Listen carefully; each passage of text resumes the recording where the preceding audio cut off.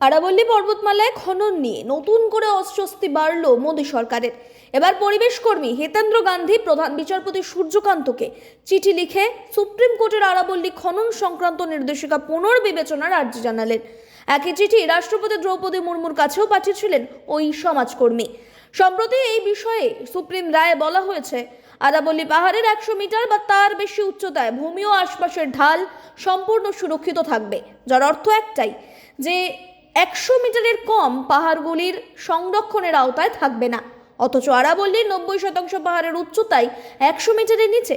প্রধান বিচারপতি এবং রাষ্ট্রপতিকে লেখা চিঠিতে পাহাড়ের উচ্চতা ভিত্তিক রায় নিয়ে প্রশ্ন তুলছেন হিতেন্দ্র গান্ধী। তার বক্তব্য, আরাবল্লীর উচ্চতা ভিত্তিক মানদণ্ড উত্তর পশ্চিম ভারতের পরিবেশের সুরক্ষাকে অনিচ্ছাকৃতভাবে দুর্বল করে দিতে পারে। আরাবল্লী পশ্চিম ভারতের প্রাকৃতিক ঢাল। 20 নভেম্বরের রায়ের সময় সুপ্রিম কোর্টের এই মন্তব্যকে গুরুত্বপূর্ণ বলে চিঠিতে উল্লেখ করেছেন পরিবেশ কর্মী, কিন্তু 100 মিটার উচ্চতার নিরিখে খননের অনুমতি নিয়ে আপত্তি তুলেছেন হিতেন্দ্র গান্ধী। তিনি বলেছেন, আরাবল্লীর সম্পূর্ণ অংশই পশ্চিম ভারতের প্রাকৃতিক সুরক্ষার জন্য অত্যন্ত গুরুত্বপূর্ণ।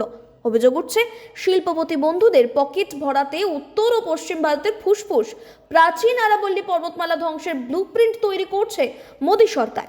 সেই কারণে কয়লা ও নির্মাণ শিল্পে ব্যবহৃত পাথরের অভূত ভাণ্ডার আরাবল্লীতে খনন কার্য চালানোর আইনি পথ সুগম করা হয়েছে। বিতর্ক চরম আকার নিতেই সোমবারে এই ইস্যুতে মুখ খুলেছে মোদী সরকার। জানানো হয়েছে, খনন কার্য হলেও 90% আরাবল্লী সুরক্ষিতই থাকবে। তবে সরকার এই দাবি করলেও বিতর্ক এড়ানো যাচ্ছে না, কারণ ভারতের ভূপ্রাকৃতিক দিক থেকে আরাবল্লীর গুরুত্ব অপরিসীম। হরিয়ানা থেকে শুরু করে রাজস্থান, গুজরাট ও দিল্লি পর্যন্ত বিস্তৃত আরাবল্লী পর্বতমালা জীববৈচিত্র্য তো বটেই, এসব অঞ্চলের জলের প্রধান উৎস। এখান থেকেই উৎপত্তি হয় চম্বল, সবরমতী ও লুনির মতো নদী। তা ক্ষতিগ্রস্ত হলে পাহাড়ের বাস্তুতন্ত্রে গুরুত্বপূর্ণ প্রভাব পড়বে। রাজস্থানের থর মরুভূমির বিস্তৃত আটকায় এই আরাবল্লী। এই পর্বতমালা না থাকলে দিল্লি ও মরুভূমির কবলে চলে যেত। ফলে পরিবেশ কর্মীদের দাবি, আরাবল্লী যদি খনি, রিয়েল এস্টেটের মতো কর্পোরেটদের হাতে পড়ে, তবে আরাবল্লী থেকে পাওয়া নিরাপত্তার 90%ই নষ্ট হয়ে যাবে। ভয়ঙ্কর দূষণ তো বটেই, সর্বনাশ হবে জীববৈচিত্র্যের। ভূগর্ভস্থ জলের রিসাইকেলের কমে আসবে, জলসংকট চরম আকার নেবে।